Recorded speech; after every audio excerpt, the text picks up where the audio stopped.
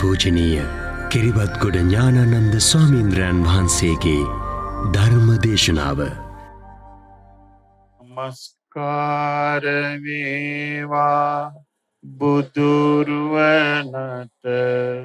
සමදා බුදු හිමි සරණ යමි. නමස්කාර වේවා ධම්රුවනට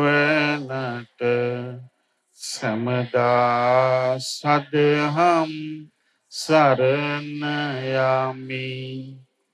නමස්කාර වේවා සංඝරුවනට සමදා මහා සංඝ සරණ යමි.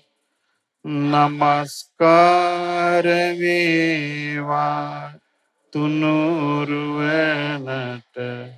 සමදා තිසරණ සරණ යමි. සාදු.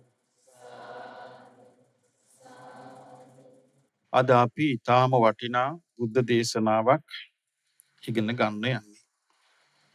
මේ දේශනාව තිබෙන්නේ සංයුත්ත නිකායේ. මේ දේශනාවේ නම වේලුද්වාරේය සූත්‍රය. බුදුරජාණන් වහන්සේ කොසල් රටේ චාරිකාවේ වඩිද්දී ඒ කෝසල මහා ජනපදයට අයිති එක්තරා ගම්මානයක් තිබුණා වේලුද්වාර කියලා. මේ වේලුද්වාර කියන ගමට බුදුරජාණන් වහන්සේ භික්ෂු සංඝයා සමග චාරිකාවේ වඩිද්දී වැඩම කළා. මේ ගම්මානයේ පින්වත්නි බ්‍රාහ්මණ ගමක්. ඒ කියන්නේ මේ ගමේ ඉන්නේ සියලු දෙනා කවුද? බ්‍රාහ්මණ පිරිස. දැන් මේ වෙද්දී මේ ගමේ මේ සිටින පිරිස බෞද්ධ නෙමෙයි. තෙරුවන් සරණ පිළිහිටලා නැහැ.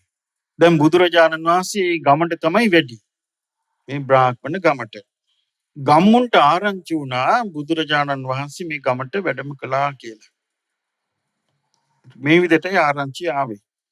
ශාක්‍ය පුත්‍ර වූ ශ්‍රමණ බෞද්ධ ගෞතමයන් වහන්සේ ශාක්‍ය වංශයෙන් පැවිදි වෙලා ඉන්න කෙනෙක් කියලා. ඒ කියන්නේ දැන් එහෙනම් ඒ ගම් වලටත් පැතිරලා ගියා මේ ශාක්‍ය රජුරුවන්ගේ පුතා කියලා. මේ පැවිදි වෙලා මේ ශ්‍රමණයන් වහන්සේ නමක් බවට පත් වෙලා ඉන්නේ. එතකොට දැන් බලන්න මේ මීඩියා නැති කාලේ දැන් මේ කියන WhatsApp සමයන් මුකුත් නැති කාලේ මිනිසුන්ගේ ආරංචිය මේ ගියපු ලස්සන බලන්න. මේ මිනිසුන්ට ආරංචි වුණා මෙහිම. තංකෝපන්න භවන්තං ගෝතමං එවං කල්යාණෝ කීර්ති සද්දු අබ්බගතු. බවත් ගෞතමයන් වහන්සේගේ මෙබඳු කල්යාණ කීර්ති ගෝසාවක් පැතිරුණා. දැන් මේ අබෞද්ධ ගම්මානයකට තමයි මේ ආරංචිය ගියේ. මේක තමයි මේ මිනිසුන්ගේ දියුණුව කියන්නේ. ඒ කියන්නේ දියුණු සමාජයක තියෙනවා හරි ආරංචිය. දැන් නොදියුණු සමාජයක තියෙන්නේ මොකද්ද? අභූත කට කතා පැතිරීම. දියුණු සමාජයක හරි පණිවිඩය යනවා. දැන් මේ බමුණන්ට කියපු පණිවිඩය කොහොමද? ඉතිපිසෝ භගවා අරහං මෙසේ භාග්‍යතුන් වහන්සේ රාගදේශ මොහ නැසූ අරහත් කෙනෙක්. සම්මා සම්බුද්ධෝ ගුරුපදේශ රහිතව අවබෝධය ලැබූ කෙනෙක්. විද්‍යාචරණ සම්පන්නෝ මේ අවබෝධයෙන් හැසිරීමෙන් ලත් ගුණින් යුක්ත කෙනෙක්. සුගතෝ මනා ගමනක් ගිය කෙනෙක්. ලෝක විදු සියලු ලෝකයන්ගෙන් අවබෝධය ඇති කෙනෙක්. අනුත්තරව පුරුෂ ධම්ම සාරති දෙව් මිනිසුන්ව දමනය කොට ධර්මයට යොදවන කෙනෙක්. අනුත්තර පුරුෂ ධම්ම සාරති සත්තා. සත්තා දේව මනුස්සාන දෙව් මිනිසුන්ගේ ශාස්ත්‍රුන් වහන්සේ. දැන් බලන්න මේ බමුණන්ට කිව්ව ආරංචි දෙව් මිනිසුන්ගේ ශාස්ත්‍රුන් වහන්සේ.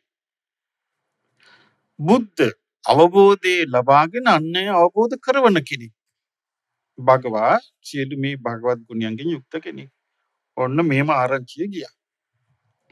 ඊළඟ තව ආරංචියක් ගියා. සෝයිමං ලෝකං සදේවකං සමාරකං සබ්‍රහ්මකං සස්සමනි බ්‍රාහමණි පජං සදේව මනුස්සං සයං අභිඤ්ඤා සච්චිකත්වා පවේදේති.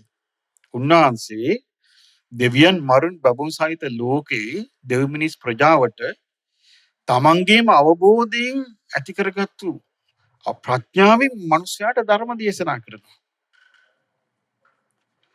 ඊළඟට බලන්න මේ පණිවිඩය කියපු විදිය සෝ ධම්මං දේශේති. උන්වහන්සේ ධර්මයේ කියනවා ආදි කල්යාණ මජ්ජේ කල්යාණ පරියෝසాన කල්යාණ සාත්තං සබ්බ්‍යංජනං කේවල පරිපූර්ණං පරිසුද්ධං බ්‍රහ්මචර්යං ප්‍රකාශිත. මුල්මෙදාග පිරිසිදු අර්ථ ව්‍යංජන සහිත, ඒ කියන්නේ පැහැදිලි වචන පැහැදිලි අර්ථ සහිත, මේ නිස්කාරණේ සම්පප්පලාප නැති මුළුමනින්ම පිරිපොන් පිරිසිදු බඹසර නිවන් මඟ දේශනා කරනවා.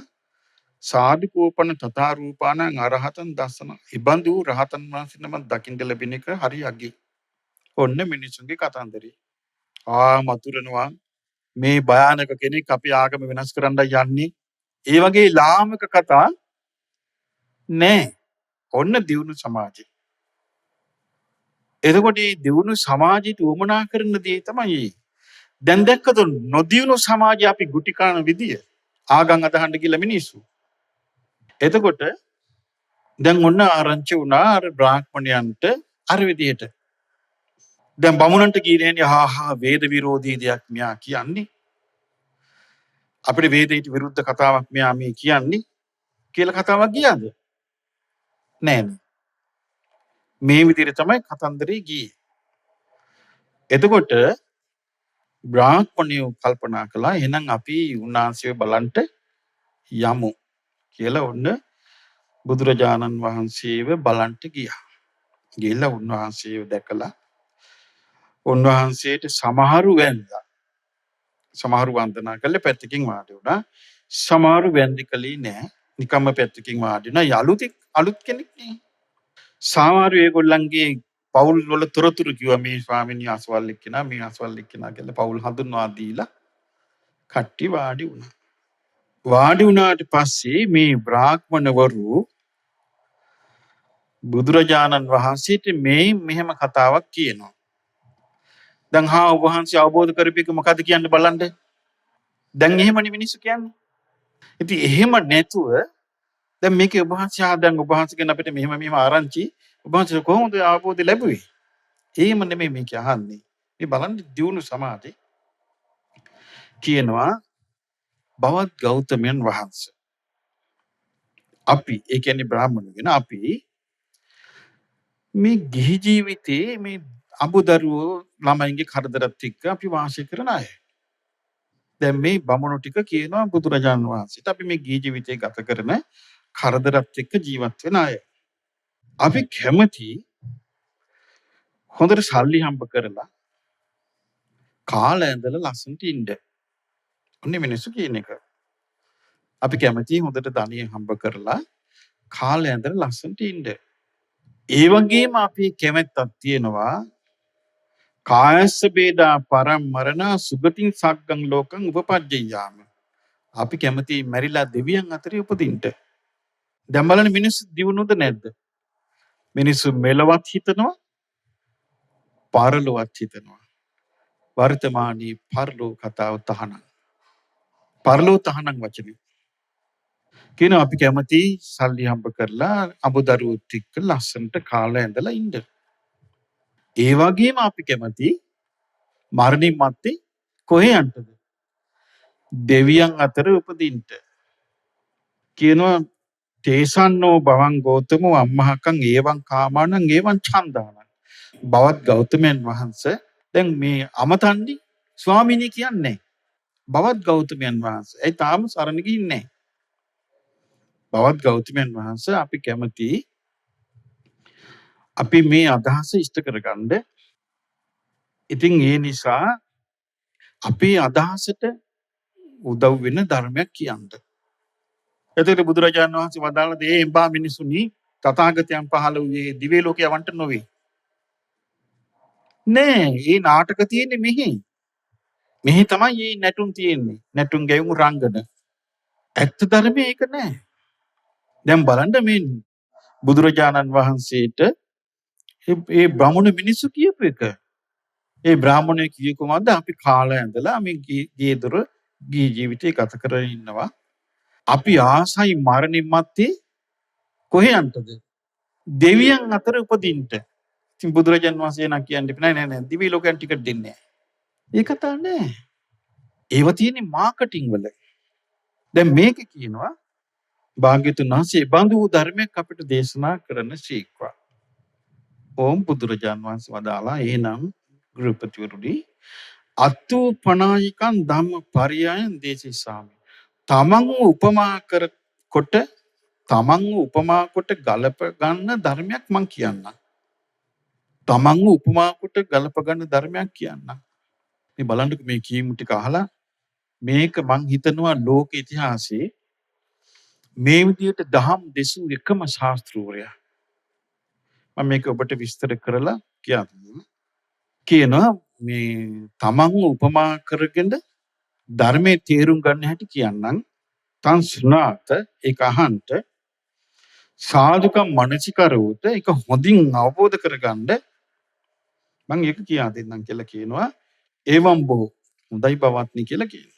එතකොට කියනවා ගෘහපතිවරුනි ආර්ය ශ්‍රාවකී කියනවා ආර්ය ශ්‍රාවකෙක් හිතන්නේ මෙහෙමයි. කවුරු ගැනද මේ කියන්නේ? තෙරුවන් සරණේ පිහිටපු ඒ කියන්නේ භාග්‍යතුන් වහන්සේගේ ශ්‍රාවකෙක් මෙහෙමයි හිතන්නේ. දැන් බලන්න බුදුරජාන් වහන්සේ වදාළේ බමුණනි තමුසෙලා දැන් මෙහෙම හිතන්න. එහෙම කිව්වද? නෑ. ආර්ය ශ්‍රාවකෙක් මෙහෙමයි හිතන්නේ. අහං කොස්මි ජීවිතකාමෝ අමරිතකාමෝ සුඛකාමෝ කියනවා මම ජීවත් වෙන්න ආස කෙනෙක්. මැරෙන්න අකමැති කෙනෙක්. සැප කැමති කෙනෙක්. දුක පිළිකුල් කරන කෙනෙක්. ඔන්න ඉස්සෙල්ලාම තමන්ව අඳුන ගන්නවා. කොහොම තමන් අඳුනගන්නේ? තමන් ජීවිතකාමෝ ජීවත් වෙන්න ආස කෙනෙක්. අමරිතකාමෝ නොමරෙන්න ආස කෙනෙක්. සුඛකාමෝ සැපේට ආස කෙනෙක්. දුක්ඛ පටික්කුලෝ දුක පිළිකුල් කරන කෙනෙක්. ඔන්න ඔය ලක්ෂණ තමයි තමන්ව අඳුන ගන්න කියන්නේ ඉස්සෙල්ලාම. මොනවද ඒ ලක්ෂණ? ජීවත් වෙන්න ආස කෙනෙක්, මැරෙන්න අකමැති කෙනෙක්, සැප කැමති කෙනෙක්, දුක පිළිකුල් කරන කෙනෙක්. මේක ඇත්තද බොරුද? ඇත්ත. ඊළඟට කියනවා ඒ නිසා යෝ මං ජීවිතකාම. එතකොට ජීවත් වෙන්න කැමති, නොමරෙන්න කැමති, සැප කැමති, දුක පිළිකුල් කරන මාව යෝ ජීවිතා වෝරූපේ කවුරුවත් මාව මරණවට මම කැමති නෑ කියනවා. කවුරුවත් මේ ජීවත් වෙන්න ආස, නොමරණු කැමති, සැප කැමති මාව මරණවට මං කැමති නෑ. මට ඒක ප්‍රියමනාප දෙයක් නෙමෙයි කවුරුවත් මාව මරණවට. මේක ඇත්තද බොරුද? ඇත්ත. ඇයි අපි ළමයි ඉස්කෝලේ යවන්නේ නැත්තේ? ඇයි අපි ආසපෝල් වැඩසටහන් නැත්තේ? ඇයි පාරිසෙනක රැස් වෙන්නේ නැත්තේ? මේක හේතුව. ඇයි අපි කැමති නෑ කවුරුවත් අපිව මරණවට. ඊට පස්සේ බුදුරජාණන් වහන්සේ වදාලා ගෘහපතිවරුනි අනිත් අයත් ඒ විදියම තමයි කියනවා. අනිත් අයත් ජීවත් වෙන්න යාස, නොමරී සිටින්න යාස, සැපේට ආස, දුක පිළිකුල් කරනවා. ඒ නිසා එබඳු අය මම මගේ අතින් ඉබඳු අය මැරෙනවට ඒගොල්ලෝ කැමති නැහැ. එතකොට අනිත් අය අපිව මරනවට කැමතිත් නෑ අපි. ඊළඟට අපි ඒගොල්ලන්ව මරනවට ඒගොල්ලෝ කැමතිත් නෑ. ඇයි හේතුව? අදහස් සමානයි. හැමෝම කැමති ජීවත් වෙන්න. හැමෝම කැමති නොමරී ඉන්න. හැමෝම කැමති සැපසේ ඉන්න. හැමෝම දුක පිළිකුල් කරනවා. එතකොට බුදුරජාණන් වහන්සේ වදාළා මම යමක් අකමැතිද ඒක අනිත් අයත් අකමැති. ඒ නිසා අනිත්‍ය යමක් අකමැතිද ඒක මමත් අකමැති. මේ කාරණේ නුවණින් සලකලයි අත්තනාච පානාති පාතා පටිවිරතෝ තමාත් අනුන් ඝාතනය කිරීමෙන් වැළකී ඉන්නවා. ඔන්න පළවෙනි එක. දෙක පරංච පානාති පාතා වේරමණීය සමාධිපේති. අන් අයවත් අනුන් ඝාතනය කිරීමෙන් වැළැක්වීමට සමාදන් කරනවා. අනිත් අයට කියනවා මරන්න එපා, හිංසා කරන්න එපා කියලා කියන සමාදන් කරනවා. දෙකයි. තුන්වෙනි එක පානාති පාතා වේරමණීය වන්නම් පාසති. ප්‍රාණීන් හිංසා කිරීමෙන් වෙන්වීම ප්‍රශංසා කරනවා. ඒතර කරුණු තුනක් තියෙනවා මෙතන. මොනවද තුන? පළවෙනි එක මොකද්ද? තමාත් අනුන් විනාශ කිරීමෙන් වැළකී ඉන්නවා. දෙක අනුන්වත් ඒ වැළැක්වීමට පොළඹවනවා. තුන මේ මනුෂ්‍ය ඝාතනින් වැළකී සිටීමට ප්‍රශංසා කරනවා. ඉතින් බුදුරජාණන් වහන්සේ වදාළ ඒව මස්සායන් කාය සමාචාරෝ මේ විදිහටයි ඔහු කායිකව ක්‍රියා කරන්නේ ත්‍රිකෝටි පාරිසුද්ධෝ තුන් කෙලවරකින් පිරිසිදුයි. මොකන්ද තුන් කෙලවර? තමාත් සමාදන් වෙලා తీරිනවා සතුන් මැරීමෙන් මනුෂ්‍ය ඝාතනයෙන් වළකින්න. අනුන්ව සමාදන් කරවනවා මනුෂ්‍ය ඝාතනයෙන් වළකින්න. ඊළඟට මනුෂ්‍ය ඝාතනයෙන් වැළකීමට ප්‍රශංසා කරනවා. පින්වත්නි, ලෝකේ සියලු ආගම් ගැන දැන් හොයලා බැලුවොත් බුද්ධ ශාසනය විතරයි මේක තියෙන්නේ. බුදුරජාණන් වහන්සේ විතරයි මේක වදාළේ. මේක අනිත් ආගම් විවේචනය කරනවා නෙමෙයි. අනිත් ආගම් ගැන අපිට සංසන්දනාත්මකව කතා කරන්න කාලය ඇවිල්ලා. මේ වගේ එකක්. බුදුරජාණන් වහන්සේ අම්මා තාත්තට මෙන්න මෙහෙම වචනයක් කියනවා අහලා තියෙනවද? බ්‍රහ්මාති මාතා පිතරු. අම්මා තාත්තා කියන්නේ බ්‍රහ්මයෝ. ඇයි හේතුව? දරුවා බිහි කළා. එතකොට මේ බ්‍රහ්මයාට තියෙනවා වාසය කරන රටාවක්. ඒකට කියනවා බ්‍රහ්ම විහාර. මොනවද මේ බ්‍රහ්ම විහාර? මෙත්තා, කරුණා, මුදිතා, උපේක්ෂා. එතකොට දරුවන්ව බිහි කරපු අම්මල තාත්තලට තියෙනවා මෛත්‍රී, කරුණා, මුදිතා, උපේක්ෂා කියලා බ්‍රහ්ම විහාර 4ක්. එතකොට මෙත්තා, කරුණා, මුදිතා, උපේක්ෂා තමන්ව අදහන අයට විතරක්. තමන් වචනේ නැති අයට නැත්තම් එතන බ්‍රහ්ම ගුණේ තියනවාද? බ්‍රහ්ම ගුණේ නැහැ. එතකොට මේ බ්‍රහ්ම ගුණේ නැති එකක් සත්‍යයි කියලා අදහගෙන කෙනෙක් ගියොත් ඒ කෙනාට ඒ ගුණේ ලැබෙන්න උදව්වක් නැහැ. දැන් බලන්න මේකේ ඔන්න බුදුරජාණන් වහන්සේ දේශනා කරනවා තමන්ගෙන් පටන් ගන්න කිව්වා. බලන්න කොච්චර ලස්සනද කියලා. මේක මේ ආගමික ඉතිහාසයේ මේ බුද්ධ ධර්මයත් එක්ක කිසිම ආගමක් ගලපන්න බෑ. නෝන තියෙන කෙනෙක් කරන්නේ නැහැ. සියලු ආගම් එකයි. සියලු ආගම් වල තියෙන එකම දේ. සියලු ආගම් වල එකම අදහස. ඒක බොරු. ඒක අමු බොරුවක්. ඒක කවදාවත් එහෙම නැහැ. එතන මේකේ බුදුරජාන් වහන්සේ වදාලා තමන් ගලප ගන්න තමන් අඳුන ගන්න. කොහොමද අඳුන ගන්න කිව්වේ? ජීවිතු කාමෝ ජීවත් වෙන්න ආසයි. අමරිතු කාමෝ නොමැරී ඉන්න ආසයි. සුඛ කාමෝ සැපසේ ඉන්න ආසයි. දුක්ඛ පටික්කුලෝ දුක පිළිකුල් කරනවා. ඊට පස්සේ දේශනා කළා ඉබඳු මාව මරණවට මං කැමති නෑ. ඊළඟට කියනවා අනිත්‍ය තමන් වගේ අන්න තමන් උපමා කරගන්නවා. අනිත්‍යත් ජීවිතු කාමා ජීවත් වෙන්න ආසයි. අමරිතු කාමා නොමරී ඉන්න ආසයි. සුඛ කාමා සැපසේ ඉන්න ආසයි. දුක්ඛ පටික්කුලා දුක පිළිකුල් කරනවා. එබඳු අය මරණවට ඒගොල්ලෝ කැමතිත් නෑ. ඒ නිසා ආර්ය ශ්‍රාවකයා නුවණින් විමසලා තමන් ප්‍රාණඝාතයෙන් වැළකෙනවා.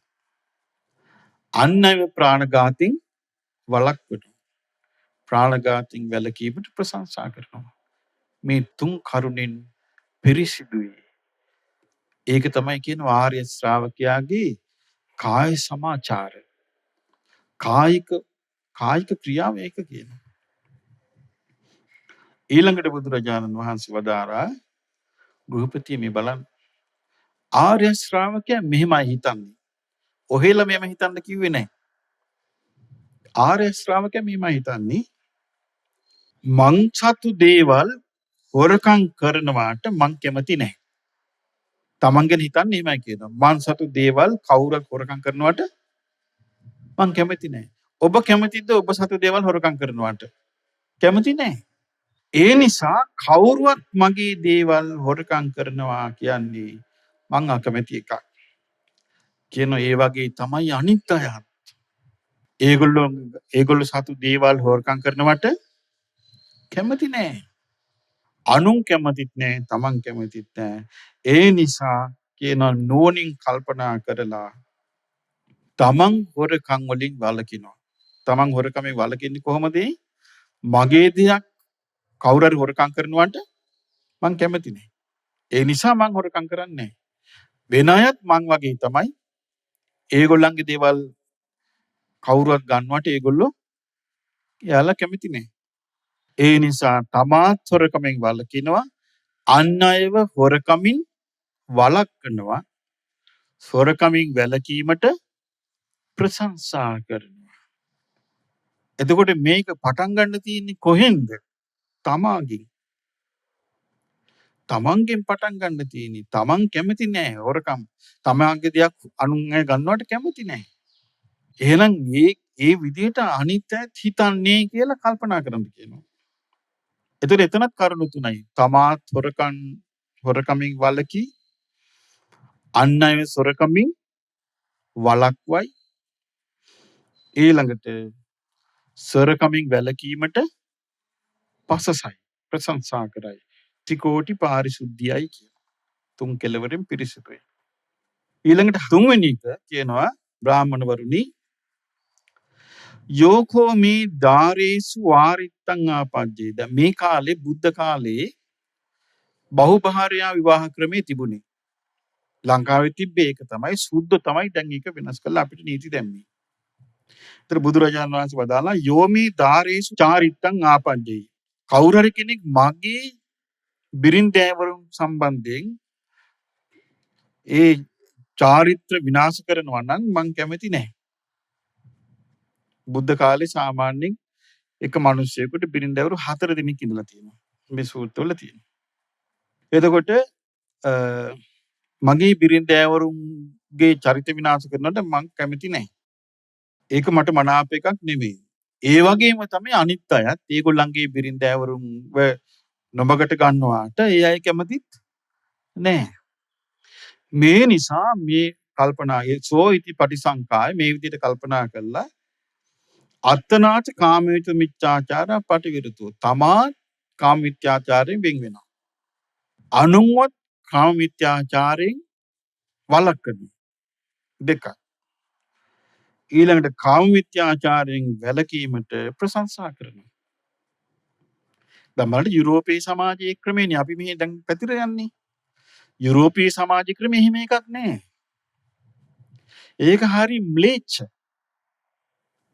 ම්ලේච්ඡ රටාවක් තියෙන්නේ.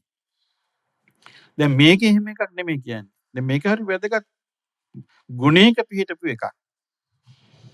එතකොට කියනවා තමාත් කාමයේ වර්ධව හැසිරීමෙන් වළකිනවා, අන් අය කාමයේ වර්ධව හැසිරීමෙන් වළක්වනවා, කාමයේ වර්ධව හැසිරීමෙන් වැළකීම ගැන ප්‍රශංසා කරනවා. මේ තුන් කරුණෙන් පස්සෙනවා කියලා.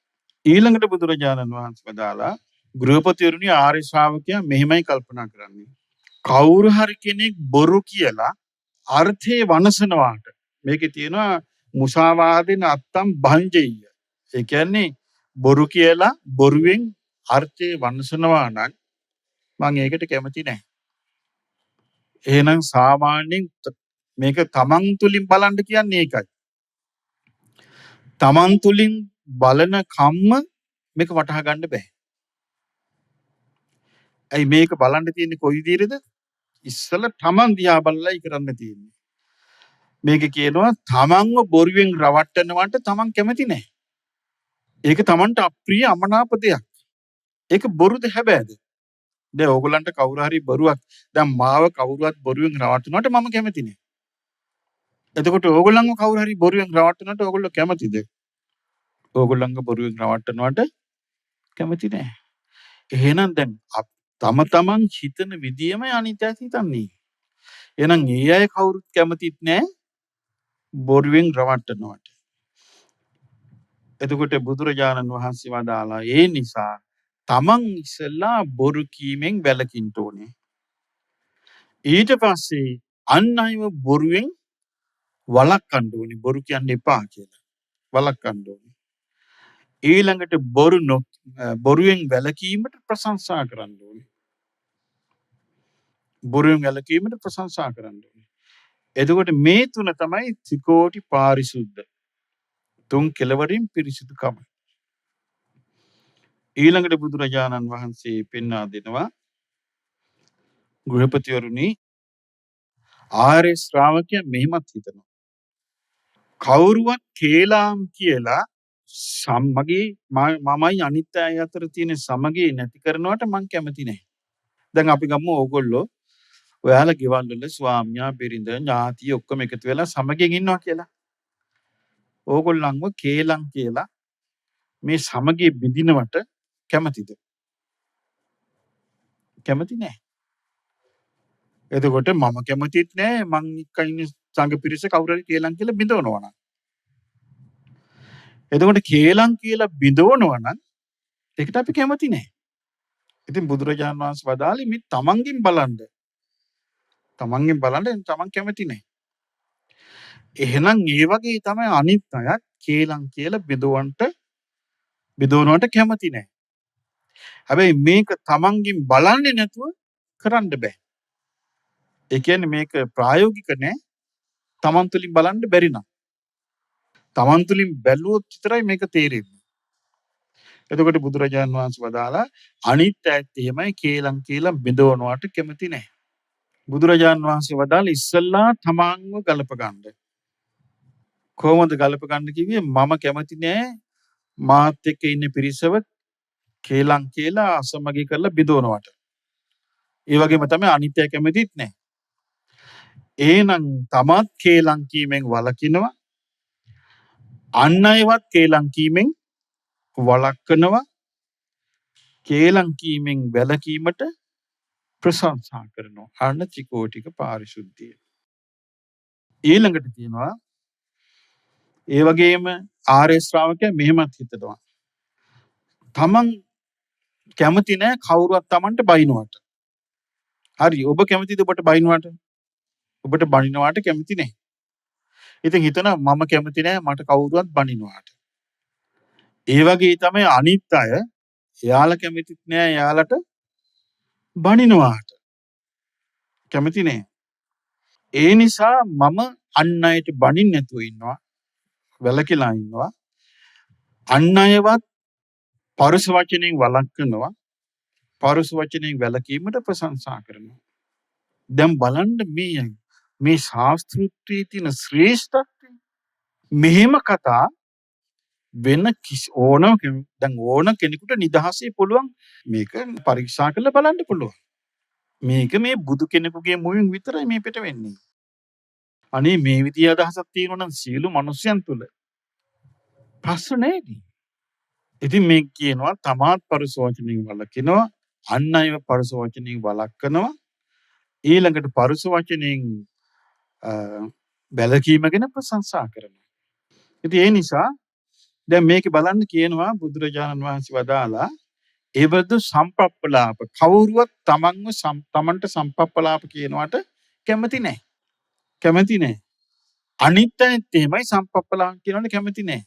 දැන් මේ කියන්නේ මේ ශාස්ත්‍රුන් වහන්සේ තමන්ව ගලපා බලන්නම ඕනේ දියුණු වෙන්න නම්. දියුණු වෙන්න නම් තමන්ව ගලප ගන්නම ඕනේ. ඒ තමන්ව ගලප ගන්න නැත්නම් අනේ මං වගේ තමයි අසවලා. අසවලා දියුණු වෙන්න කැමති. තමන්ව හරියට ගලපගත්තොත් ඉරිසියාව හටගන්නේ. දැන් අපි අහලා තියෙනනේ සිංහල සමාජයේ තියෙන ප්‍රධානම දෝෂේ මොකද්ද? ඉරිසියාව. ඉරිසියාව අටුවම් බහැලා. එකාට එකා නෑ. එකාට එකා කේලම් කියා ගන්නවා. එකාට එකා කොටවනවා. එකාට එකා අණවින කොඩවින හදිහුණියම් කර ගන්නවා. එකාට එකා පිරිහීම බලාපොරොත්තු වෙනවා. ඇයි හේතුව? තමාව ගලපලා බලන්නේ. තමන්ව ගලපලා බැලුවා නම් මේක විසඳ ගන්න පුළුවන්. හැබැයි සිංහලයාට මෙබඳු කුටියක් කාලා සිහිය උපදින්නේ නැත්නම් මේකුන්ට සිහිය උපදින්නේම නැහැ. ඉතින් ඒ නිසා මේකේ බුදුරජාණන් වහන්සේ වදාලා ආර්ය ශ්‍රාවකයා තමා සම්පප්පලාප වලින් වළකිනවා. අනුන්ව සම්පප්පලාප වලින් වළක්වනවා. සම්පප්පලාප වලින් වැළකීමට ප්‍රශංසා කරනවා. එතකොට දැන් කියන්න බලන්න මෙතන කරුණ කීයක් කියවුණාද? ඔන්න බුදුරජාණන් වහන්සේ වදාලා දැන් මේ බ්‍රාහ්මණ සමාජයක් නේ බමුණු සමාජයට බලලා තමයි කිව්වේ. මොකද දැන් මේ කියන தත්ත්වය අනුව නම් ඒ කාලේ අර තද බල්ලිස මත්පැන් මද්ද්‍රව්‍ය වලට ඇබ්බැහි වෙලා හිටි සමාජයක් නෙමෙයි. දැන් මේකේ ඒක කතා කරලා නැහැ. ඇයි මේ වේලුද්වාර කියන ගමේ හිටියේ බ්‍රාහ්මණයෝ. ඒ බ්‍රාහ්මණයෝ ඇවි කුමක්ද? අපි කාලය ඇඳලා මේ අඹදරුවොත් එක්ක රැකී රස්සාවල් කරන් අපි ගෙදර වාසය කරන අය. ඊළඟට අපිට තව ආසාවක් තියෙනවා. මොකක්ද ඒ ආසාව? මරණින් මත්තේ දෙවියන් අතරේ උපදින්න. ඉතින් මේකට ගැලපෙන්න අපිට කරුණු කියන්න කිව්වා. ඒතර බුදුරජාණන් වහන්සේ වදාලා එහෙනම් ඉස්සෙල්ලා තමන්ව උපමාවට අරගෙන බලන විදිහේ ධර්මයක් මං කියා දෙන්නම් කිව්වා. තමන් උපමාවට අරගෙන බලන විදිහේ ධර්මයක් කියා දෙන්නම් කිව්වා. තමන් උපමාවට අරගෙන බලන විදිහේ ධර්මයක් හැමෝම පුරුදු වුණා නම් මේ ලෝකේ මේ ප්‍රශ්න සතියෙන් විසඳෙනවා. හැමතිස්සෙම කරන්නේ තමන්ගේ කුණගොඩ ඔක්කොම වහගෙන අනුන්ට ඇඟිල්ල දික් කරනවා. තමන්ගේ කුණගොඩ වහගෙන අනුන්ට ඇඟිල්ල දික් කරනවා. මේක තමයි පරිහානිය. ඒ තුල කවදාවත් ප්‍රශ්නයක් විසඳෙන්නේ නැහැ. මේක කියන්නේ තමන්ව ගලප ගන්න කියලා. ඊට පස්සේ කිව්වා ඉස්සල්ලා මොකද්ද? ප්‍රාණඝාතයෙන් වැළකීම. ඊළඟ එක සොරකමින් වැළකීම. ඊළඟ එක වැරදි කාම සේවනයෙන් වැළකීම. ඊළඟ එක බොරු කීමෙන් වැළකීම. ඊළඟ එක කේලම් කීමෙන් වැළකීම. ඊළඟ එක පරස වචන කීමෙන් වැළකීම. ඊළඟ එක හිස් වචන කීමෙන් වැළකීම. එතකොට මේවයින් තමන් ගලපාගෙන වළකින්න කිව්වා. ඊළඟට කියනවා ඔහු දැන් යාරේ ශ්‍රාවකයා කියන්නේ ඔහු මේ විදිහට පුරුදු කරන එක්කිනා ඔහු සෝ කියන්නේ ඔහු බුද්ධේ අවච්ඡප්පසාදේන සමන්නාගතෝ හෝති. බුදුරජාණන් වහන්සේ කෙරෙහි නොසෙල්ලෙන පැහැදීමෙන් යුක්ත වෙනවා. එයි මේක කියා දෙන්නේ කවුද? ශාස්ත්‍රුන් වහන්සේනේ. ඒ මම කිය එකයි මේ ලෝක නිර්මාපක කියන අය නිර්මාණය කරපු වැරද්ද බලන්න. මේක එහෙම එකක් නෑනේ. ශාස්ත්‍රුන් වහන්සේ ගැන හිත පහදවා ගන්නවා බුද්ධි අවිච්ඡප්පසාදෙන් සමන්නාගතෝ සමාදන් වෙලා හිත පහදව ගන්නවා. කොහොමද ඉතිවිසෝ භගවා අරහං සම්මා සම්බුද්ධෝ විජ්ජාචරණ සම්පන්නෝ සුගතෝ ලෝකවිදු අනුත්තරෝ පුරිස ධම්මසාරති සත්තා දේමුන සනම් බුද්ධෝ භගවා කියන මේ බුදුරජාණන් වහන්සේගේ මේ ගුණ ආර්ථ වශයෙන් මෙනෙහි කළා හිත පහදවා ගන්න. දැන් අපි දන්නවනේ බෝධි මූලයේදී බුදුරජාණන් වහන්සේ සම්බුද්ධත්වයට පත් වුණානේ. ඉතිවිසෝ භගවා සම්මා සම්බුද්ධෝ අරහං විජ්ජාචරණ සම්පන්නෝ කියලා අපි කියන්නේ. ඉතිවිසෝ භගවා අරහං සම්මා සම්බුද්ධෝ කියලාද? ඒ සම්මා සම්බුද්ධ ඉස්සෙල්ලාම උනේ. ඒ අරහං කියන කිස්රාට ගත්තේ. සම්මා සම්බුද්ධත්වයට පත් උනේ රාග දේශ මොහ නසාගෙන. රාග දේශ මොහ නසාගෙන සම්බුද්ධත්වයට පත් උනේ. ඒකයි අරහං කියලා අපි ඉස්සෙල්ලාම කියන්නේ. දැන් අපි ගමු ඕනම දරුණු සතෙක් ගමු. ඕනම දරුණු සතෙක් සිංහයෙක් කොටියෙක් වුණත් ඒ අයට ආදරය උගන්වන්න පුළුවන්. සිංහයන්ට කොටියන්ට නාගයින්ට ආදරය උගන්වන්න පුළුවන්. ආදරයෙන් කතා කරලා ඒගොල්ලෝ සෙන්සිටිව්. ඒගොල්ලන්ට මේ ආදරය කරුණාවේ සෙන්ස් හදන්න පුළුවන්. අනේ මේගොල්ලන්ට බෑනේ හදන්න. කොච්චර විනාශයක් වෙලාද? මිනිස් හදවත් මොනතරම් වෙනසිලාද? ඉතින් මේක අනුකම්පා සහගත නැද්ද? බොහෝම අනුකම්පා සහගත එකක්. ඉතින් ඒගොල්ලන් විශාල විනාශයක් වෙලා ඒගොල්ලෝ දන්නේ. දැන් බලන්න මේ මිනිස්යාට වෙන හානිය. දැන් බලන්න මේ අපි මම මේක කිව්වේ දැන් අපි බුදුරජාණන් වහන්සේ සරණ ගියපු නිසා අපි බේරිලා ඉන්න විදිය. දැන් මේකනේ ධර්මයේ. අපි මේ කතා කළේ. තමා අකුසලයෙන් වළකිනවා, තූපනායිකයි, තමා උපමා කරගන්නවා. තමන් වළකිනවා, අනුන්ව වළක්වනවා, ඒකට ප්‍රශංසා කරනවා. ඉතින් ඒ නිසා ඒ බඳු ශාස්ත්‍රුන් වහන්සේව සරණ යනවා. ඔන්න පළවෙනි එක. ඊළඟට ධම්මේ අවිච්ඡප්පසාදේන සමන්නාගතෝ. ඊළඟ එක මොකද්ද? ධර්මයේ කෙරෙහි පැහැදීමෙන් ඉන්නවා. දැන් මේ ධර්මයේ දැන් අපි කතා කළේ ධර්මයේ. ඒ ධර්මයේ බුදුරජාන් වහන්සේ දේශනා කරනවා. ඒ ධර්මයේ කෙරෙහි පැහැදී වාසය කරනවා. ඊළඟට ශ්‍රාවක සංඝයා. ඒ ශ්‍රාවක සංඝයා බුදුරජාණන් වහන්සේ වදාළ මාර්ගයේම ගිහිල්ලා නිකලස් මාර්ගයේ ගමන් කළා මඟපල් ලබනවා. ඊළඟට ආර්ය ශ්‍රාවකයා ආර්යකාන්ත සීලෙන් සිදුරු නැති, පළුදු නැති, පැල්ලන් නැති හොඳ සීලයකින් යුක්ත වෙනවා. ඔන්න දැන් බුදුරජාණන් වහන්සේ ඒ වදාළ කරුණු හතර මොනවද? බුදුරජාණන් වහන්සේ කෙරෙහි නොසෙල්ලෙන පැහැදීමෙන් යුක්ත වීම, ධර්මයේ කෙරෙහි නොසෙල්ලෙන පැහැදීමෙන් යුක්ත වීම, ශ්‍රාවක සංඝයා කෙරෙහි නොසෙල්ලෙන පැහැදීමෙන් යුක්ත වීම, ආර්යකාන්ත සීලය. ඊළඟට කියනවා බමුණනි මේ ආර්ය ශ්‍රාවකයා අර කරුණු හතෙනුත් යුක්තයි. කලින් කිව්වේ කරුණු හත. කරුණු හතෙනුත් යුක්තයි. මේ කරුණු හතරේ ඉමේහි චතෝහි අකංකියේහි ඨානෙහි මේ කරුණු හතර කෙරේ සැකරහිතව ඉන්නවා. ඒකේ බුදුරජාණන් වහන්සේගේ සරණේ සැකරහිතව ඉන්නවා. ධර්ම සරණේ සැකරහිතව ඉන්නවා. ශ්‍රාවක සංඝයාගේ සරණ සැකරහිතව ඉන්නවා.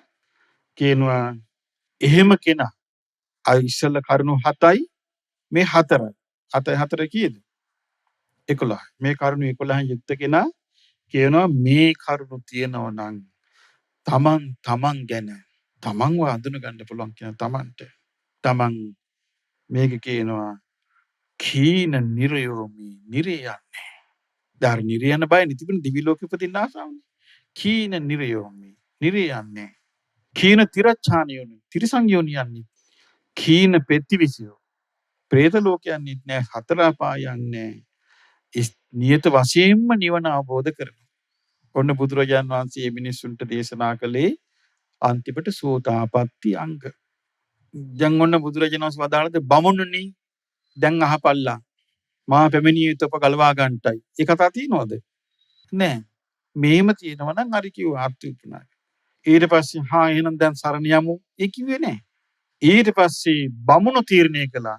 එවං උත්ති බුදුරජාණන් වහන්සේම වදාළාම වේලුද්්වාරයකා බ්‍රාහ්මණ ගහපතිකා. ඒ වේලුද්්වාර ගමේ බ්‍රාහ්මණු ගහපති. ගෘහපති කියන්නේ ගෘහමූලිකයෝ. ගෘහපති කියන්නේ ගෘහමූලිකයෝ බුදුරජාණන් වහන්සේට මෙහෙම කියනවා. අභික්ඛන්තම් බෝ ගෝතම බවත් ගෞතමයන් වහන්සේ තාම අනර්ගයි. අභික්ඛන්තම් බෝ ගෝතම බවත් ගෞතමයන් වහන්සේ තාම අනර්ගයි. සේතත් බෝ ගෝතම නිකුජ්ජිතං වා උකුජ්ජේ බවත් ගෞතමයන් වහන්සේ යටට හරවලා තිබිච්ච එකක් උඩට හැරෙවුවා වගේ. පටිච්චන්නං වා විවරෙය වහලා තිබිච්ච එකක් ඇරලා පෙන්නුවා වගේ. මූලස් සමග්ගං ආචික්කෙය මග වැරදිච්ච කෙනෙකුට මාර්ගය පෙන්නුවා වගේ. අන්ධකාරේවා තේල පජ්ජෝතං ධාරියේ චක්කමන්තෝ රූපානි දක්ඛින්ති. කරුවලේ ඉන්න අයට රූප බලන්ට පහනක් දැල්ලුවා වගේ. කියනවා මේ බවත් ගෞතම වහන්සේ මේ ධර්මයේ දේශනා කළා. කියනවා හේතේ මයම් භවන්තං ගෝතමං සරණං ගච්ඡාමි. ඒ නිසා ස්වාමීනි මේ අපි භාග්‍යතුන් වහන්සේව සරණ යනවා. ධම්මංච භික්ඛු සංඝංච ධර්මයන් භික්ෂු සංඝයා සරණ යනවා. උපාසකේනෝ භවං ගෝතමෝ ධාරේතු අජ්ජතග්ගේ පාවුනපේතේ සරණං ගතේ. ඒ නිසා බාත් ගෞතම වහන්සේ අද ඉඳලා පණ තියෙන තුරා තෙරුවන් සරණ ගිය හැටියට අපි උපාසකවරු හැටියට අපි පිළිගන්න කිව්වා. දැක්කද බුදුරජාණන් වහන්සේ ධර්මයේ කියා දීලා තියෙන පිළිවෙල. දැන් ඒකයි අපි මේ ඔබට මතකද අපි කිව්වා මේක පිරිහෙනවා කියන වචනේ කාලය තිස්සේ අපි කියනවාද නැද්ද? දැන් පේනවනේ පිරිහීමේ බරපතලකම. ඒ නිසා අද අපි මේ බුදුරජාණන් වහන්සේගේ ධර්ම කතාව කරද්දී තවත් කරුණක් මට මේ මතක් වුණා මේක කියන්න මේ හොඳ එකක්. ඔන්න මේ සවැත් නුවර ජේතවනාරාමේ සාරිපුත්යන් වහන්සේයි අපේ ආනන්ද මහරහතන් වහන්සේ ආනන්දයන් වහන්සේ. එතකොට ආනන්දයන් වහන්සේ රහත් නැහැ. සාරිපුත්යන් වහන්සේ ආනන්දයන් වහන්සේ අතර සාකච්ඡාවක්. මේකේ නම ආනන්ද සූත්‍රය. සාරිපුත්යන් වහන්සේ අහනවා ආනන්ද කෙනෙක් සෝවාන් වුණාය සතර අපායෙන් අත් මිදුණාය නියත වශයෙන් නිවන අවබෝධ කරගන්නවාය. එහෙම කියලා කියන්න නම් කරුණු කීයක් ප්‍රහාණය විය යුතුද?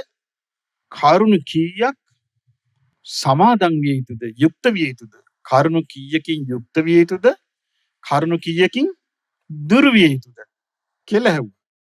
කෙනෙක් සෝවාන් වෙන්න නම් කරුණු කීයක් සමාදන් වෙලා තියෙන්න ඕනේද? පිළිහිටලා තියෙන්න ඕනේද? කරුණු කීයක් දුර වෙලා තියෙන්න ඕනේද කියලා ඇහුවා. මේක අහනකොටම සාමාන්‍යයෙන් අපිට හිතෙන්නේ මෙහෙමනේ. සෝවාන් කියලා කියන්නේ කරුණු කීයක් දුර වෙලා තියෙන්න ඕනේ කියනකොටම අපිට හිතෙන්නේ කොහොමද? සක්කාය දිට්ඨි මේක කියන්නේ එහෙම එකක් නෙමෙයි. මේක කියනවා චතුන්නංකෝ ආවසෝ ධම්මාන පහන කියනවා සාරිපුත්යන් වහන්සේ කරුණු 4ක් ප්‍රහාණය වෙන්න ඕනේ. කරුණු කීයක්ද? කරුණු 4ක් ප්‍රහාණය වෙන්න ඕනේ. චතුන්නං ධම්මාන සමන්නාගමන හේතු. කරුණු 4ක් පිළිටන්න ඕනේ. කරුණු 4ක් ප්‍රහාණය වෙන්න ඕනේ. කරුණු 4ක් පිළිටන්න ඕනේ. ආන්‍යයට මේක කියන්නේ ඒවමයන් පජා භගවතා ව්‍යාකත. බලන්න මේ ශ්‍රාවකයන්ගේ ලක්ෂණේ භාග්‍යවතුන් වහන්සේ මේ විදිහට කියලා තියෙනවා. සෝතාපන්න මෙයා සෝතාපන්නයි සම්බෝධි පරායනයි කියලා. ඒ කියනවා මේ සාරිපුත්යන් වහන්සේ කවර කරුණු 4ක්ද ප්‍රහාණය වෙන්න ඕනේ. යෝකෝ ආවසෝ බුද්ධි අප්පසාදේන සමන්නාගතෝ අසුතවා පුතජ්ජනෝ. එහෙනම් අසුත පුතජ්ජනයාගේ ලක්ෂණය මොකද්ද? බුද්ධේ අප්පසාදේන සමන්නාගතෝ. බුදුරජාන් වහන්සේ කෙරෙහි අපහැදීමෙන් ඉන්නවා. කායස වේදා පරම්මරණ අපාය දුගතින් විනිපාතං නිර්යං උපජ්ජති.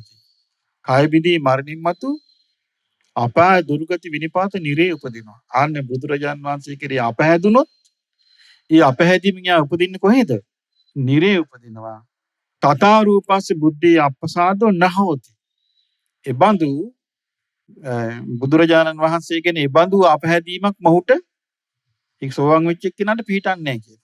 එහෙනම් සෝවාන් නොවන කෙනාට බුදුරජාණන් වහන්සේ කියන අපහැදීම ඇති වෙන්න පුළුවන්.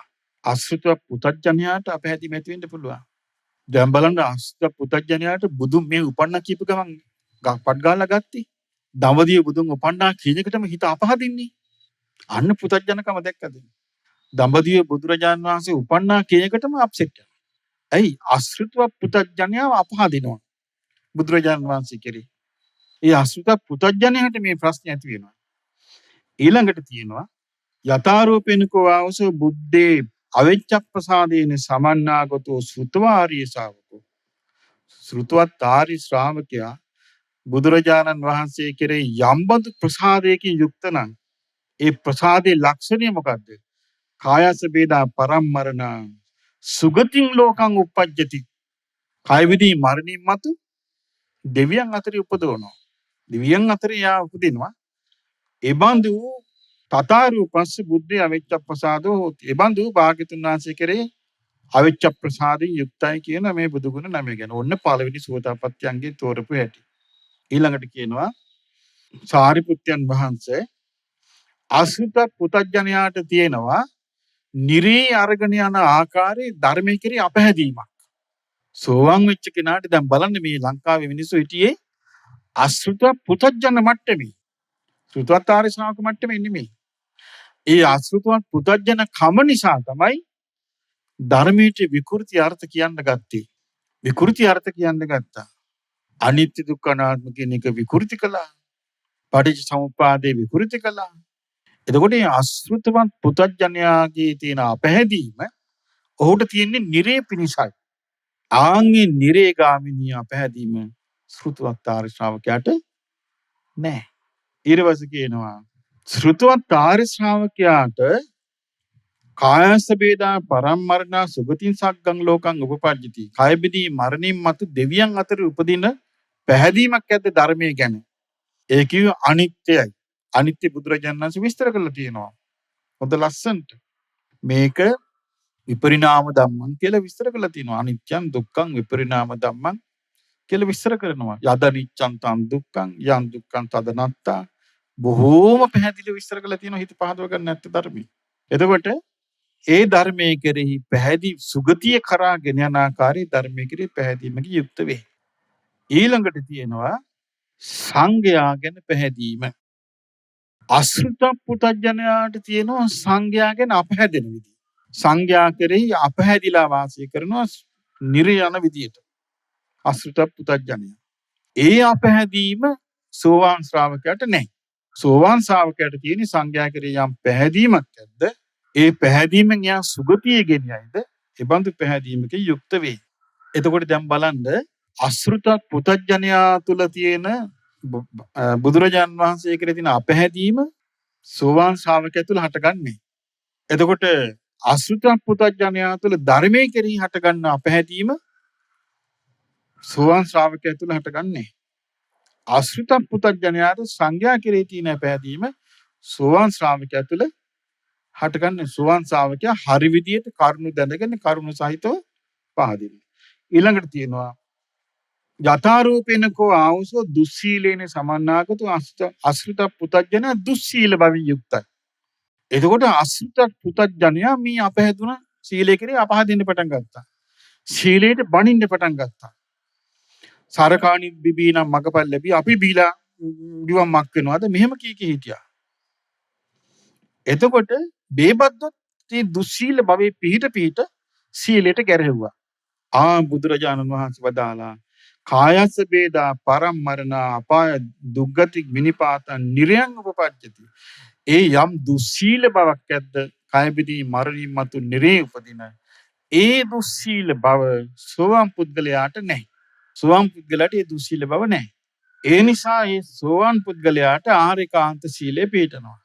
දැන් එතකොට බලන්න මේකේ සාරිපුත්ත මහරහතන් වහන්සේ ආනන්දයන් වහන්සේගෙන් ඇහුවේ මේ සෝතාපන්න පුද්ගලයා කරුණු කීයක් ප්‍රහාණය කළාද කරුණු කීයකින් යුක්තයිද? එතකොට ආනන්ද හාමුදුරු ප්‍රකාශ කළා සෝවාන් පුද්ගලයා කරුණු 4ක් ප්‍රහාණය කළා කරුණු 4කින් යුක්තයි. මොනවද සෝවාන් වෙච්ච කෙනාට ප්‍රහාණය වෙච්ච කරුණු 4? අසෘත පුතඥයාට තියෙන ආකාරයේ අපහැදීමක් බුදුරජාණන් වහන්සේ ගැන හටගන්නේ. අසෘත පුතඥයාට ධර්මයේ කෙරෙහි හටගන්න අපහැදීම සෝවාන් පුද්ගලයාට හටගන්නේ. ඊළඟට අසෘත පුතඥයාට සංඥා කෙරෙහි තියෙන අපහැදීම සෝවාන් කෙනාට හටගන්නේ. අසෘත පුතඥයාගේ දුස්සීලභාවය සෝවාන් පුද්ගලයාගේ හටගන්නේ. එතකොට ශ්‍රුතවත් ආර්ය ශ්‍රාවකයා තුල තියෙන අවිච්ඡ ප්‍රසාදයේ බුදුරජාණන් වහන්සේ ගැන සෝවාන් පුද්ගලයා තුල තියෙනවා. ශ්‍රුතවත් ආර්ය ශ්‍රාවකයා තුල තියෙන ධර්මයේ කෙරෙහි තියෙන අවිච්ඡ ප්‍රසාදේ සෝවාන් පුද්ගලයා තුල තියෙනවා. ශ්‍රුතවත් ආර්ය ශ්‍රාවකයාගේ සංඥා කෙරෙහි තියෙන අවිච්ඡ ප්‍රසාදේ සෝවාන් පුද්ගලයා තුල තියෙනවා. ශ්‍රුතවත් ආර්ය ශ්‍රාවකයාගේ සිල්වත් බව සෝවාන් පුද්ගලයා තුල තියෙනවා. එතකොට දැන් බලන්න පින්වත්නි මේ ධර්මයේ තුල මොනතරම් ලස්සනට මොනතරම් අපූර්වට පහදලා තෝරලා බේරලා තියෙනවද? ඉතින් මෙවන් අවස්ථාවක දැන් ඔබ මං හිතන්නේ ලංකාවේ ගොඩාක් අයට මේ පසුගිය සිද්ධි මාලාව මරණ බය ඇතිකරන්න සමර්ථ වුණේ නැද්ද? ඒ මරණ බය ඇති වුණා කියම කෙනෙකුට මරණ බය ඇති වෙලා මරණ බයින්ම වාසය කළොත් බය කියන්නේ කුසලයක්ද අකුසලයක්ද? අකුසලයක්. අඳුරයි එළිය එක තැන නැහැ. අඳුරයි එළිය එක තැන තියෙන්නේ. ඒ නිසා මේ අකුසලයේ තුල කුසලයේ පිහිටන්නේ නැහැ. ඒ නිසා බය සහිතව ඉන්න පුරුදු වෙන්න එපා. බයෙන් ඉන්න පුරුදු වෙන්න එපා. ඒක හිත සුව පිණිස පවතින්නේ නැහැ. සුගතියට බාධාවක්. අපි හැමෝම අපගේ ඊළඟ ජීවිතය ගැන කල්පනා කළ යුතුයි. දැන් බලන්න මේ වේලුද්වාර ගමේ මිනිස්සු, ගම් ගෘහමූලිකයෝ කියන්නේ ගමේ මිනිස්සු ටික, ප්‍රධාන මිනිස්සු ටික, තාත්තලා, අප්පච්චිලා, මේ ඔක්කොම ආව වාග්යතුන් වහන්සේ මුණ ගැහෙන්න.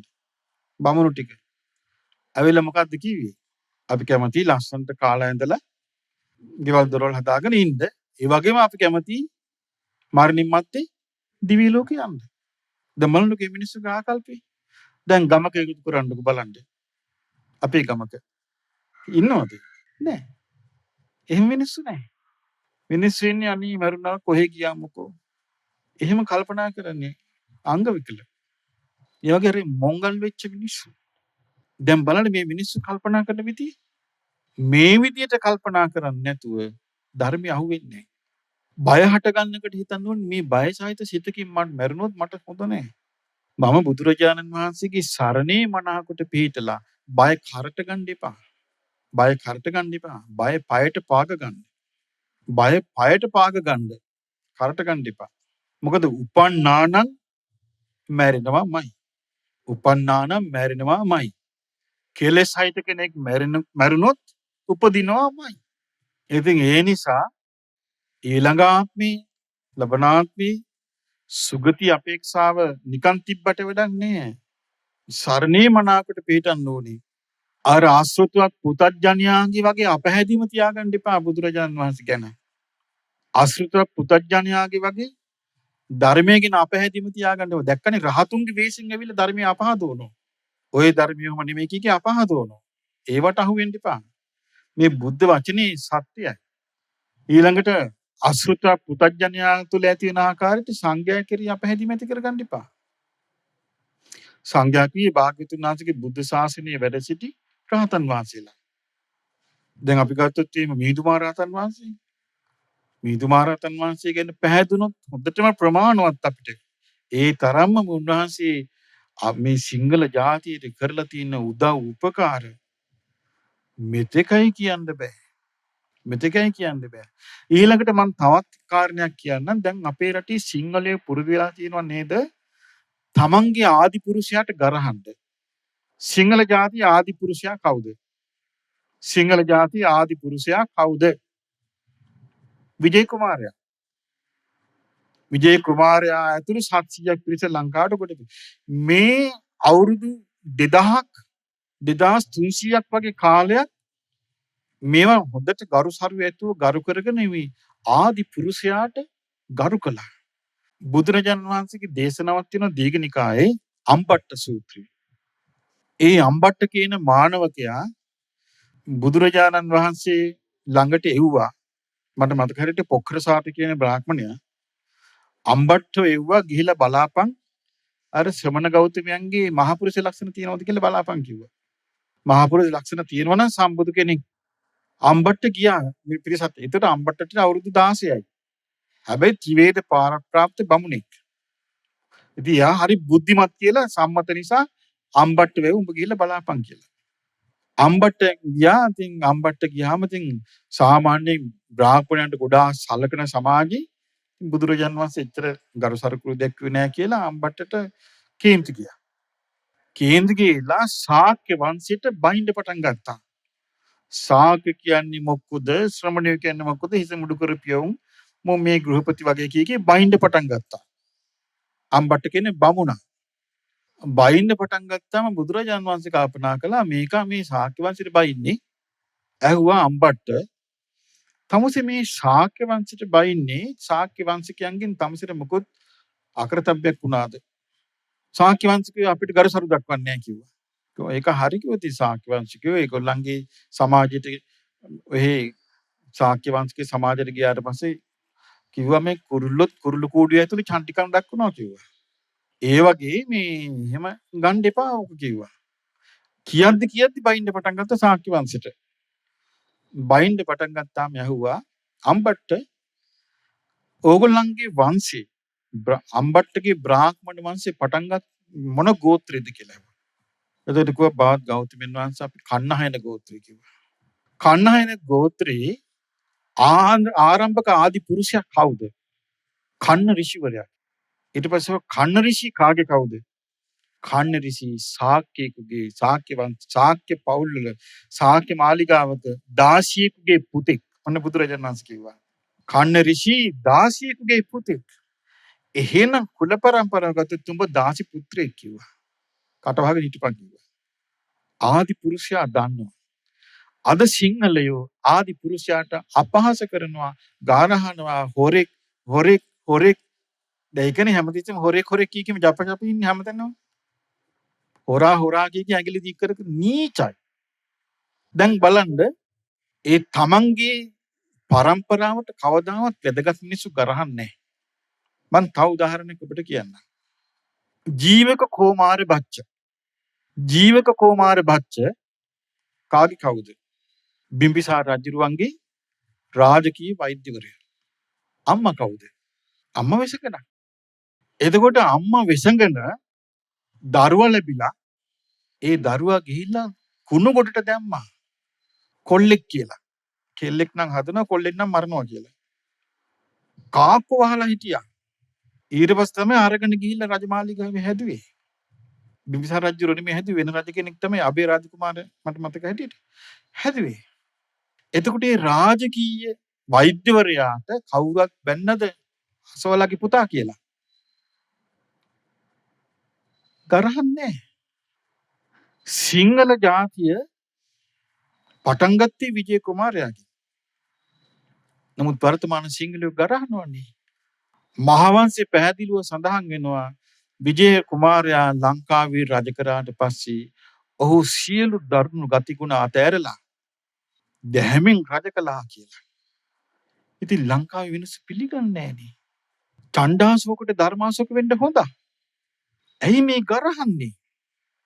තමන්ගේම පරම වංශයට සිංහලයේ තමන්ගේ සිංහල වංශයට ගරහන්නේ ඇයි? මුන් වහල්ලු වැඳගෙන ඉන්නේ බටහිරට. සුද්දන්ට වැඳගෙන ඉන්නවා. තමන්ගේ වංශයට ගරහනවා. ඒ තමයි වහල් ගතිය. අභිමානි නෑ. බුදුරජාණන් වහන්සේ දිවයිසින් දැක්කා 700ක් පිරිස විජය කුමාරයා ඇතුළු ලංකාවට ගොඩ බහිනවා. උන්වහන්සේ දැක්කා මේ පිරිසකින් තමයි සිංහල ජාතිය ආරම්භ වුණේ. ආදි පුරුෂයන්ට ගරහන්නේ ඕස්ට්‍රේලියාව ඇබොරිජින්ස්ලා හිටියේ. ඊට පස්සේ එංගලන්තෙන් අල්ලගෙන එංගලන්තයට හදන්න බැරි හිරකාරයෝ ටික තමයි හෙට එව්වේ ඕස්ට්‍රේලියාවට. හිරකාරයන්ගෙන් තමයි මේ සංස්කෘතිය බිහි වෙලා දැන් මේ මිනිස්සු වැදගත් වෙන්නේ. ඒ මිනිස්සු කවදාවත් අපි හිරකාරයන්ගෙන් ආවේ, අපි හිරකාරයන් ආවේ ඕකුම් මොකද කී බයින්නේ. ඒ සිංහලයෝ තමන්ගේ පරම්පරාවට ගරහන්නේ. වහල්ලු වහල් මනස අපූර්වට කියලා මිසදිටුවන්ගේ ගෙවල් වල කක්කුසි හොදනවා. මුකුත් නැහැ වට. ඒ නීචකම බුදුරජාණන් වහන්සේ දැක්කා මේ විජය කුමාරයායි 700ක් පිරිසයි නිසා ලංකාවේ මනුස්ස වාසය පටන් ගන්නවා. දැන් ඉන්නේ උන්ටයි මේක පිළිගන්න අපහසු. අවුරුදු 2000 ගානක් ආපු මතේ. රාතන් වහන්සේලා කිව්වේ ඉඳලා ලියවිලා තියෙන ඒවා. දැන් එක එක තර්ක දදා ඒක ගරහනවා වහල්ලු. වහලා ආසා ස්වාමියාගේ කීමයි බටහිරින් ආපු. ඒ ස්වාමියා වහලා ආස ස්වාමියාට වැඳගෙන ඉඳයි. ස්වාමියා ආස වහලා එහෙම ඉන්නව දකින්නයි. ඒකයි. මේ වහල් මනස අපේ තියෙනකන් ගැලවිල්ලක් නැහැ. සුද්ධ ඇති කරපු වහල් මානසිකත්වය තමයි තාම තියෙන්නේ. අපි කොච්චර මහන්සි ගන්නවද මේ මහවංශයේ තියෙන කරුණු කාරණා පෙන්න පිළිගන්න. මේ සිංහලෙ පිළිගන්නේ නැහැ. ඇයි හේතුව? සුද්දෙක්ම කියන්න ඕනේ. සුද්දෙක් කිව්වොත් මේ බොහොම හරි මේක කියලා ආන් ඉදාට කියනවා සුද්දාගේ නමක් කියලා. ආන් අසවලා සුද්දා අපිට හොඳ කිව්වා. ආන් අසවලා සුද්දා අපිට ප්‍රශංසා කළා. සුද්දා කිව්වා අපි මෙහෙමයි කියලා. වහල්ලු. ඒ වහල් මානසිකත්වයේ තියෙනකන් කිසි කෙනෙකුට යහපතක් නැහැ. ඒ නිසා තෙරුවන් සරණ පිහිටනවා කියන්නේ සෝබන කතාවක් නෙවෙයි. මේ වහල් මානසිකත්වයෙන් මිදෙන්න නම් මං කිව්වේ ඒක අපේ ඉතිහාසය හරියට දැනගෙන ඊළඟට මේ බුදුරජාණන් වහන්සේ උන්වහන්සේ බුදු වැසින් දැකපු ඊළඟට උන්වහන්සේ අදිෂ්ඨාන කළා උන්වහන්සේගේ අදිෂ්ඨාන බලෙන් ජයශ්‍රී මහ බෝධින් වහන්සේ වැඩ ඉන්න උන්වහන්සේගේ අදිෂ්ඨාන බලෙන් ද්‍රෝණියක් ධාතුන් වහන්සේලා වැඩ ඉන්න උන්වහන්සේගේ අදිෂ්ඨාන බලෙන් බුද්ධ ශාසනය පිහිටි රටක්. ඉතින් ඒ නිසා ඒක හරියට තේරුම් ගන්නකන් සිංහලයාට කිසිම පිහිටක් නැහැ. මනාකොට තෙරුවන් සරණේ පිහිටලා තමන්ගේ උරුමය හඳුනා ගන්නකම් පිහිටක් නැහැ. මේක බේර ගන්න තියෙන්නේ සිංහලයාගේ උරුමය ගුණ දැන පැහැදිලා තෙරුවන් සරණේ පිහිටීම. මම එක ඇහුවා ඉස්සර මේ මම එක ඈත ගම්මානයක හිටියා. ඒ ගම්මානේ ඒ මම පින්ඩ පාති කරගෙන වාසය කළ කාලයක්. එතකොට ඒ ගම්මානේ හිටිය මිනිස්සු කිව්වා අනේ මට කිව්වා අනේ හාමුදුරනේ අපි මේ පාරම්පරික සිංහල මිනිස්සු අපේ ඉස්සර මුත්තලා ඇහැල ගහක මල් පිපිනවා දැක්කාම ඇහැල ගහේ මල් පිපුණාම අනේ සඟරුවන වගේ කියලා වදිනවලු ඇහැල ගහට. එහෙම හිටිය જાතියක්. දැන් කොහොමද වෙනසිච්ච තාලේ? දියුණු නැහැ. නින්දා කරන්න, සැක කරන්න, ගරහන්න පුරුදු කරලා තියෙනවා. ඉතින් ඒ නිසා මේ කරුණ හොඳට පැහැදිලිව තේරුම් අරගෙන බුදුරජාණන් වහන්සේව සරණ යෑම මේ රට රැකෙන්නේ බුද්ධානුභාවයෙන්මයි. රැකුණේ බුද්ධානුභාවයෙන්මයි. අනාගතයේ රැකෙන්නේ බුද්ධානුභාවයෙන්මයි. ඒ නිසා ඒ බුදුරජාණන් වහන්සේ කෙරෙහි තියෙන පැහැදීම ශ්‍රුතවත් ආර්ය ශ්‍රාවකෙක් තුළ තියෙන පැහැදීම වගේ තියාගන්න. ධර්මයේ කෙරෙහි තියෙන පැහැදීම ශ්‍රුතවත් ආර්ය ශ්‍රාවකයෙකුගේ වගේ තියාගන්න. ශ්‍රාවක සංඝයා කෙරෙහි තියෙන පැහැදීම ශ්‍රුතවත් ආර්ය ශ්‍රාවකයෙකුගේ වගේ තියාගන්න. සීලයෙන් හොඳට පිහිටා ගන්න. මේ මරණ බයෙන් වාසය කරන්න එපා. හිතන්නේ මම මනාවකට තෙරුවන් සරණේ පිහිටගෙන වාසය කරනවා කියලා. මරණ බයට හිතට තැනක් දෙන්න එපා.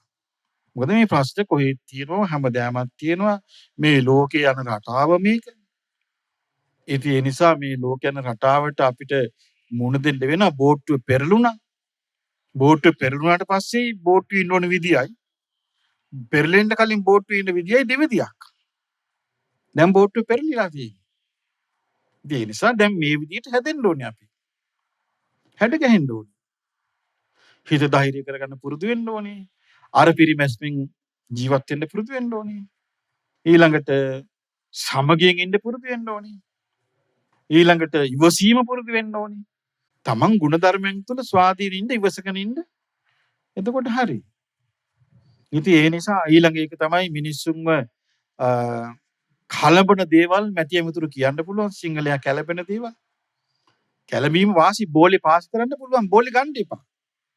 අපි ගත්තොත් සිංහලයාට බෞද්ධයාට බයිනවා. ඔන්න කිපෙනවා. සිංහලයා ගණන් නොගෙන ඉන්න ඕනේ. බෝලේ එවනවා. බෝලේ අල්ලගෙන නැතුව ඉන්න ඕනේ. දැන් හොඳට බලන්න වෙනදී. එක එක්කෙනා එක්කෙනෙක් බෝලේ එවනවා. මොන්නේ සිංහලයේ බෝලේ අල්ලන් රණ්ඩු කර ගන්නවා. ඒක විරුණු ඊළඟ එක්කෙනා බෝලේ එවනවා. ඔන්න ඒකට පැටලෙනවා. බෝලේ ගන්න එපා. එක එක්කෙනා සිංහල ජාතිය කොපිත වෙන දේවල් කියයි ඒවට අහු වෙන්න එපා. අහු නොවි වාසය කරන්න මේ සිතින් වාසය කරන්න සූපත් පිට්පාකේ කි. එතකොට හරියනවා. ඉතින් ඒ නිසා අපට මනාකොට තෙරුවන් සරණේ පිහිටලා වාසය කරන්න වාසනාව ලැබේවා. සාදු සාදු සාදු.